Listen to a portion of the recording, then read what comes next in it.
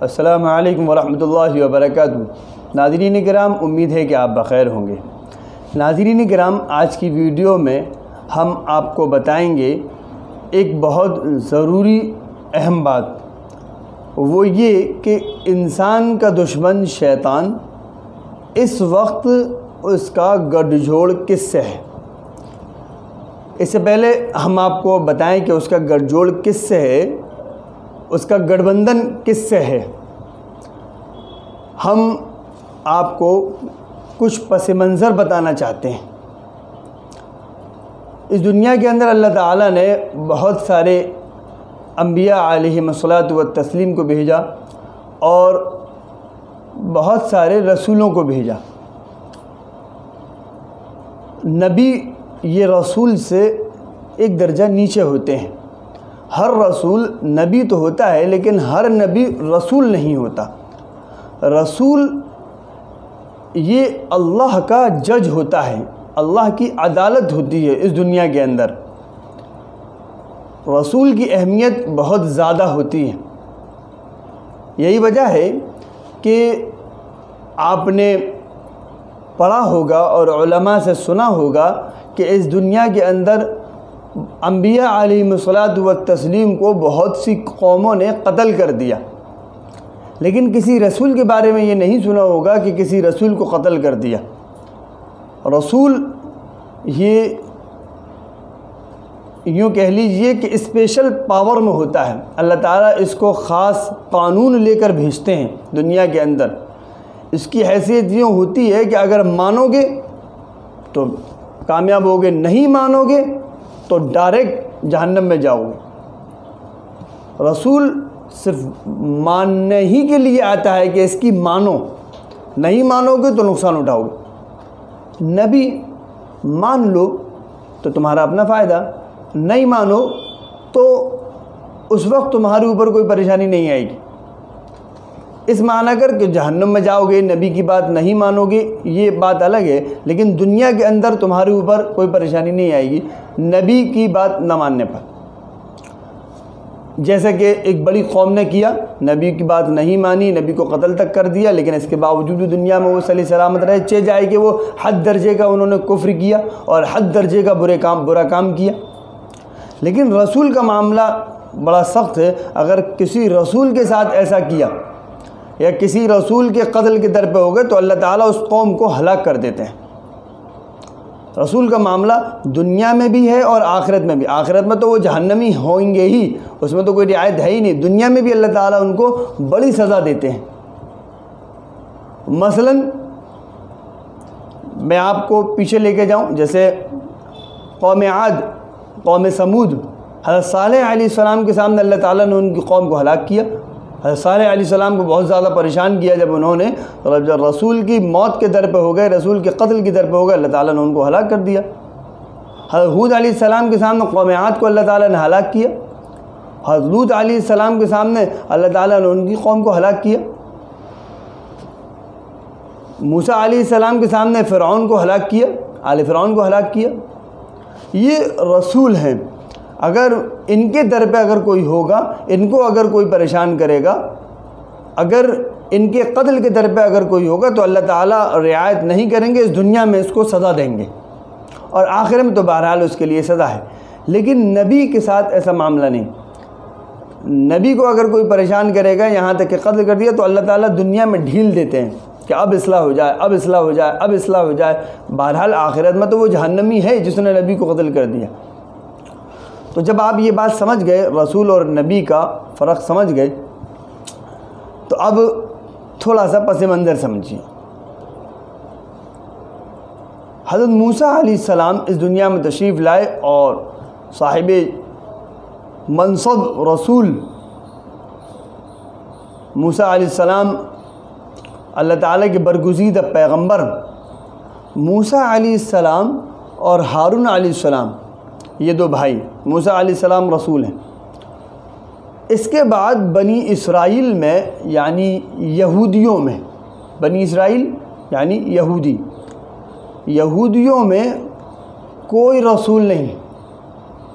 اس کے بعد ڈائریکٹ 1400 سال کے بعد اللہ تعالیٰ نے رسول بنا کر بھیجا عیسیٰ علیہ السلام کو، اور اس بیچ میں یعنی موسیٰ علیہ السلام اور عیسیٰ علیہ السلام اس بیچ میں اس 1400 سال کے عرصے میں اللہ تعالیٰ نے اس قوم پر بے شمار انعام فرمائے، اور سب سے بڑا انعام یہ رہا کہ ان کا ایک لمحہ یہ خالی نہیں گیا اس 1400 سال کے عرصے میں کہ کوئی نبی ان کے درمیان میں نہ آیا ہو، ہر وقت میں نبی موجود رہتا تھا۔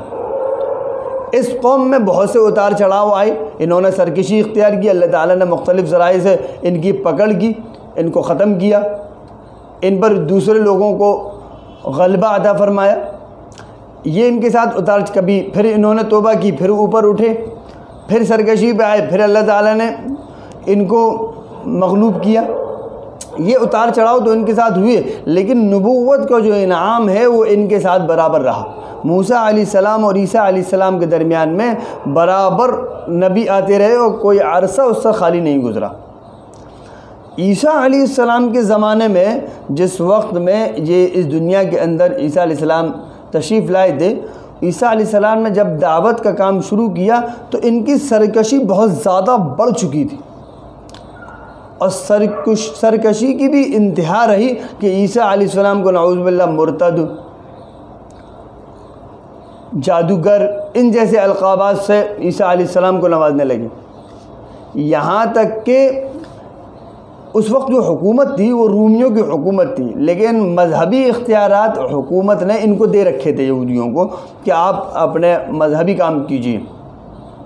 تو انہوں نے باقاعدہ عدالت سے یہ فیصلہ کروایا کہ عیسیٰ علیہ السلام چونکہ نعوذ باللہ مرتد ہو چکے ہیں، جادوگر ہیں، تو لہذا ان کو پھانسی دی جائے۔ وہی اللہ تعالیٰ کا نظام کہ انہوں نے پھانسی کا کیا، ادھر اللہ تعالیٰ نے عیسیٰ علیہ السلام کو آسمان پر 4 فرشتوں کے، جس کمرے میں عیسیٰ علیہ السلام بند تھے، اور اس کمرے میں اللہ تعالیٰ نے چھت کھولی، 4 فرشتے آئے، عیسیٰ علیہ السلام کو اٹھا کے لے گئے، چھت ویسی کی ویسی ہو گئی۔ اور جس آدمی نے غداری کی تھی، جس نے عیسیٰ علیہ السلام کو پھنسایا تھا کسی معاملے میں، جس آدمی نے غداری کی تھی، اللہ تعالیٰ نے اس کی شکل عیسیٰ علیہ السلام جیسی کر دی۔ نتیجہ یہ ہے کہ ان لوگوں نے اس کو پکڑ کر اس کو سولی پہ ٹانگ دیا کہ مسیح کو ہم نے پھانسی دے دی۔ یہ انتہائی درجے کی ان کی حرکت تھی۔ اب عذاب آنا طے تھا، عذاب آنا ان کا طے تھا، لیکن اللہ کی مصلحت، اللہ کا فیصلہ، اللہ تعالیٰ نے ان کی رسی کو ڈھیلا کر دیا۔ ابھی نہیں۔ یہ کام جو ان کا ایسا تھا عیسیٰ علیہ السلام کو سولی پر چڑھا دینا کہ یہ قوم بالکل نیست و نابود ہو جاتی، ختم ہو جاتی، جیسے کہ پچھلی قومیں ہوئی ہیں، جیسا کہ میں نے ابھی آپ کو بتایا کہ نبی کو پریشان کرنے پر، نبی کے قتل کے در پہ ہونے پر، رسول کے قتل کے در پہ ہونے پر اللہ تعالیٰ نے پوری قوم کو ہلاک کیا۔ بات نہ ماننے پر انتہائی درجے کی اللہ تعالیٰ نے ان کو ہلاک کیا۔ قوم نوح کو دیکھ لیجئے، نوح علیہ السلام کو جب بہت زیادہ پریشان کیا، نوح علیہ السلام تھک گئے، تو دیکھیے نوح علیہ السلام کے سامنے پوری دنیا کے اندر طوفان نوح آیا اور پوری قوم کو ہلاک کر دیا اللہ تعالیٰ نے۔ تو یہ جو کام تھا عیسیٰ علیہ السلام کا قتل، عیسیٰ علیہ السلام کو سولی پر بدائی چڑھا دینا، یہ انتہا ایسا کام تھا ان کا کہ اس پر عذاب تو آنا تھا، کیونکہ انہوں نے اس کا فیصلہ کر لیا۔ ان کی نگاہ میں آج بھی عیسیٰ علیہ السلام کو سولی پہ چڑھا دیا انہوں نے، وہ تو اللہ تعالیٰ نے ان کو اٹھا دیا، اور اللہ تعالیٰ اس کو ظاہر کرنے کے لیے قرب قیامت میں عیسیٰ علیہ السلام کو اس دنیا میں واپس بھیجیں گے، اور انشاءاللہ ہم مختلف ویڈیوز میں آپ کو بتائیں گے بھی۔ اب اللہ تعالیٰ نے ان کو ڈھیل دی، اللہ ہی کی مصلحت، یہاں تک کہ اس ڈھیل کے بعد حضرت محمد صلی اللہ علیہ وسلم نبی آخر الزماں اس دنیا میں تشریف لے آئے۔ اللہ کے رسول صلی اللہ علیہ وسلم اس دنیا میں تشریف لائے، دو باتیں، اللہ کے رسول صلی اللہ علیہ وسلم دنیا میں تشریف لائے، آپ کی بعثت ہوئی، آپ نے نبوت کا دعویٰ کیا، اور نبوت کا دعویٰ کرنے کے بعد اب اگر کوئی بھی اللہ کے رسول صلی اللہ علیہ وسلم پر ایمان نہیں لاتا، بحیثیت نبی آپ کو نہیں مانتا ہے، وہ کافر ہے، وہ جہنمی ہے، اس میں کوئی شک نہیں ہے، بھلا ہی وہ پہلے کچھ بھی ہو، لیکن اللہ کے رسول صلی اللہ علیہ وسلم کی اس دنیا میں تشریف لانے کے بعد اگر آپ کو بحیثیت نبی تسلیم نہیں کرتا ہے تو وہ جہنم میں جائے گا، وہ کافر ہے۔ خواہ وہ یہودی ہو، خواہ وہ عیسائی ہو، خواہ کوئی اور مذہب کا ماننے والا ہو۔ اب ان یہودیوں نے اللہ کے رسول صلی اللہ علیہ وسلم نے دعوت پیش کی، انہوں نے منع کر دیا، حالانکہ قرآن کہتا ہے یہ ان کے علماء، یہودیوں کے علماء اللہ کے رسول صلی اللہ علیہ وسلم کو ایسے پہچانتے تھے جیسے کہ اپنے بیٹوں کو پہچانتے ہیں، کما یعرفون ابناءہم، اپنے بیٹوں کی طرح پہچانتے تھے، لیکن حسد اور تکبر تو انہیں یہ ہو گیا تھا اس بات کا کہ 2000 سالیں ہو گئی، 1400 سال تو وہ موسیٰ علیہ السلام اور عیسیٰ علیہ السلام، 500 سال تقریباً، یہ کہ 2000 سالیں ہو گئی تقریباً، ہمارے رسول اور نبی یہ ہمارے درمیان میں آ رہا ہے، یہ کہاں سے آ گیا؟ امیوں میں، بے پڑھے لکھے لوگوں میں یہ رسول کہاں سے آ گیا؟ پہچانتے تھے وہ بالکل ایسے، لیکن اس تکبر کی وجہ سے مانتے نہیں تھے۔ حسد جلن یہ تھی کہ ہم میں آنا چاہیے، ان میں کیسے آ گیا؟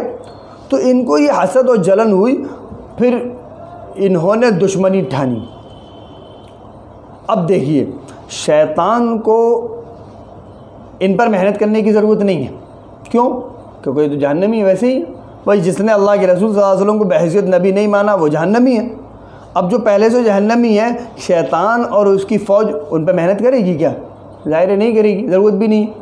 وہ کتنا ہی گناہ کریں، کتنا ہی اچھا کام کریں، بالآخر وہ جہنم میں جائیں گے جب تک ایمان نہیں لائیں گے، جب تک اللہ کے رسول صلی اللہ علیہ وسلم کو بحیثیت نبی تسلیم نہیں کریں گے۔ اب شیطان کا مرکز کون لوگ ہوئے؟ شیطان کا کام یہ ہے کہ انسان کو ایمان سے ہٹا کر جہنم میں پہنچا دینا۔ تو اب شیطان کا ٹارگیٹ کون ہوئے؟ ظاہر ہے شیطان کا ٹارگیٹ امت محمدیہ صلی اللہ علیہ وسلم ہوئی۔ اللہ کے رسول صلی اللہ علیہ وسلم پر ایمان لانے والے جو لوگ ہیں، ظاہر ہے وہ شیطان کا ٹارگیٹ ہوئے۔ ادھر شیطان کا ٹارگیٹ یہ ہے، دوسری طرف امت محمدیہ کے دشمن انسان کی شکل میں بظاہر انسان، وہ یہ یہودی ہوئے۔ یہ شروع سے اس زمانے سے اب تک برابر امت محمدیہ کے دشمن ہیں اور اس کے خلاف سازشیں کر رہے ہیں۔ کسی بھی طرح سے امت محمدیہ کا ایمان سلب ہو جائے، یہ ان کے دل میں حسد ہے، کسی بھی طرح سے امت محمدیہ کا ایمان چلا جائے یہ چاہتے ہیں۔ اب جب یہ چاہتے ہیں، چونکہ یہ عیسیٰ علیہ السلام کے لیے جب انہوں نے فیصلہ کیا تو اللہ تعالیٰ نے ان کے لیے فیصلہ کر دیا مغضوب علیہ قوم ہے، اس پر اللہ کا غضب ہمیشہ رہے گا۔ تو یہ لوگ جو دشمن ہوئے وہ کس کے ہوئے؟ امت محمدیہ کے۔ ادھر اللہ کے رسول صلی اللہ علیہ وسلم کے زمانے میں اللہ کے رسول صلی اللہ علیہ وسلم کے، اور اس کے بعد یہ امت محمدیہ کے دشمن۔ ادھر شیطان کس کا دشمن؟ امت محمدیہ کا دشمن۔ تو اب دونوں کا ٹارگیٹ کون ہوا؟ یہ امت محمدیہ اور یہ بھولے بھالے مسلمان۔ شیطان کا بھی ٹارگیٹ یہی اور انسان کا بھی ٹارگیٹ یہی، یعنی ان یہودیوں کا بھی ٹارگیٹ یہی۔ شیطان اپنی پورے لشکر کے ساتھ، یعنی شیطان اور تمام اس کے ماننے والے جنات، شیطان جو ہے وہ جنات کی قوم میں سے ہے، تو شیطان، ابلیس ملعون، ابلیس لعین، وہ اور اس کے ماننے والے تمام جنات شیاطین، اور یہ یہودی، یہ سمجھ لیجئے کہ ان کے درمیان اور ان کے درمیان ایک گٹھ جوڑ ہو گیا، گٹھ بندھن ہو گیا، جو میں نے آپ کو بتایا تھا کہ شیطان کا ایجنٹ اس دنیا کے اندر کون ہے۔ شیطان تو جنات ہے، انسانوں میں اس کا ایجنٹ کون ہے؟ تو اصل شیطان کے ایجنٹ اس دنیا کے اندر یہ یہودی ہیں۔ ان کا اور ان کا، شیطان کا اور یہودیوں کا گٹھ جوڑ ہو چکا ہے کہ وہ امت محمدیہ کا کسی بھی طرح سے ایمان سلب کریں، انہیں ایمان سے ہٹائیں اور جہنم میں پہنچائیں۔ اللہ تعالی ہمیں ان دونوں کی شر سے محفوظ فرمائے، یعنی شیطان کی شر سے بھی محفوظ فرمائے، اور انسان نما جو شیطان ہیں ان کے بھی شر سے محفوظ فرمائے، ہماری حفاظت فرمائے اور تمام امت مسلمہ کی حفاظت فرمائے۔ ہمیں بھی اس سلسلے میں بیدار رہنا چاہیے کہ ہم اصل شیطان سے بھی ہوشیار رہیں اور شیطان نما انسانوں سے بھی ہوشیار رہیں، ان کی پالیسیوں سے بھی ہوشیار رہیں کہ کہیں ایسا نہ ہو کہ ہمارا ایمان جو سب سے بڑی نعمت ہے ہمارے پاس وہ کسی طرح غائب نہ ہو جائے، چلی نہ جائے، کمزور نہ پڑ جائے۔ ہمیں اس بات پر مکمل نگاہ رکھنے کی ضرورت ہے۔ ہمیں امید ہے کہ ہماری یہ ویڈیو آپ کو پسند آئی ہوگی، صدقہ جاریہ سمجھ کر اس کو آگے بھیجیں اور ہمارے چینل کو سبسکرائب کریں تاکہ دینی معلومات آپ تک پہنچتی رہیں۔